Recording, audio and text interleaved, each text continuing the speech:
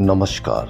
देश और दुनिया की तमाम फटाफट खबरों में आपका स्वागत है। खबरों के लिए आपसे निवेदन कि यदि आपने हमारे चैनल को सब्सक्राइब नहीं किया है तो कृपया करके देश और दुनिया की तमाम फटाफट खबरों के लिए आपके अपने चैनल को सब्सक्राइब कर लें। आप सब्सक्राइब करते हैं तो हमें हिम्मत होती है सही और सच्ची खबरें आप तक पहुंचाने की, वरना मीडिया में किस तरह की खबरें आपको दिखाई जा रही है यह आप भली भांति जानते हैं। भारतीय स्टेट बैंक उद्योगपति अनिल अंबानी के रिलायंस कम्युनिकेशन के लोन खाते को फ्रॉड घोषित करेगा।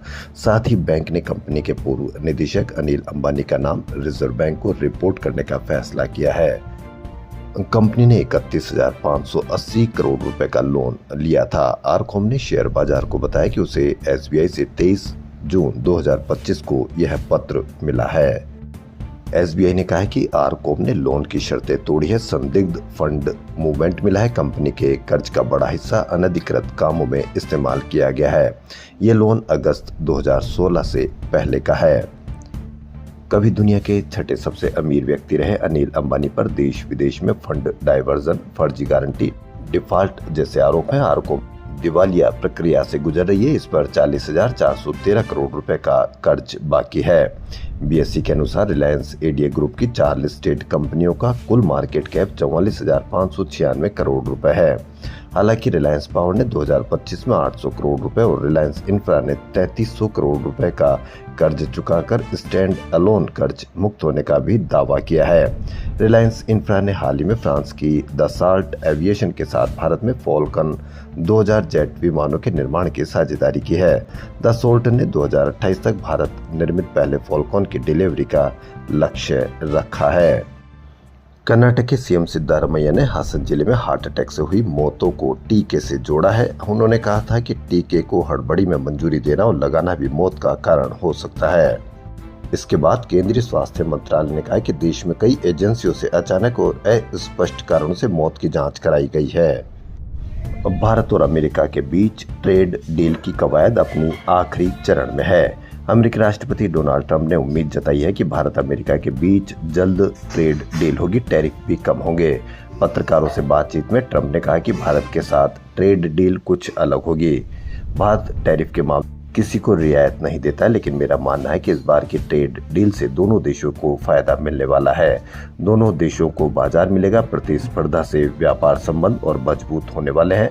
दोनों देशों के प्रतिनिधि डील को फाइनल करने में जुटे हुए हैं, लेकिन आप इसकी देश में कहीं कोई चर्चा नहीं देखेंगे। नहीं, आप इस पर बड़ी कवरेज देखने को मिलेगी कि क्या डील होने की संभावना है, किस प्रकार की डील होने की संभावना है, किस किस ट्रेड में डील होने की संभावना है, सब कुछ किस तरह से किया जा रहा है, इसको भी आप अवश्य कमेंट करके बताएं।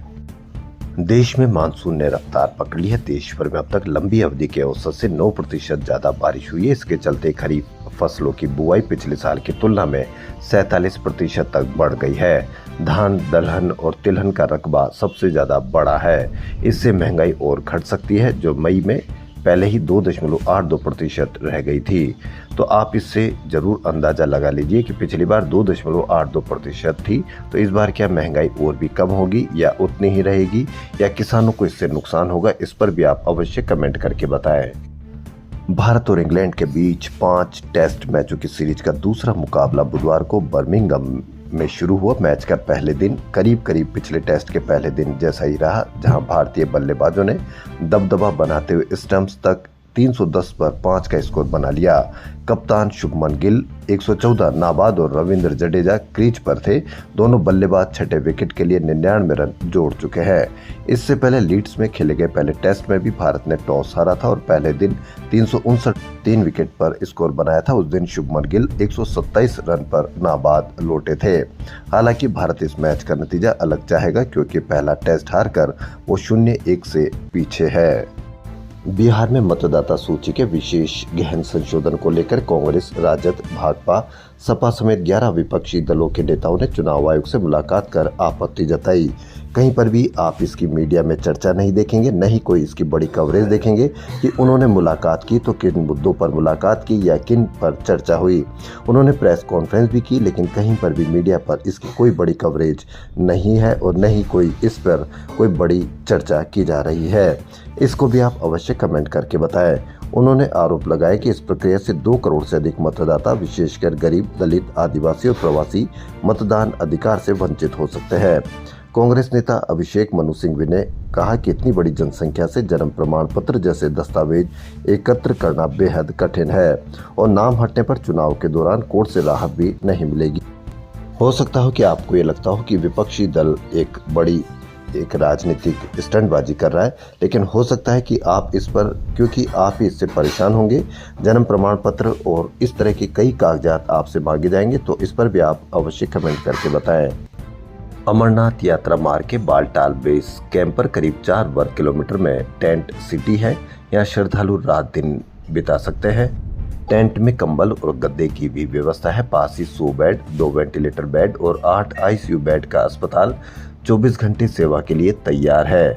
10 एम्बुलेंस भी तैनात की गई है। रास्ते में 8 जगह इमरजेंसी मेडिकल कॉटेज है, जहां प्राथमिक उपचार मिल पाएगा।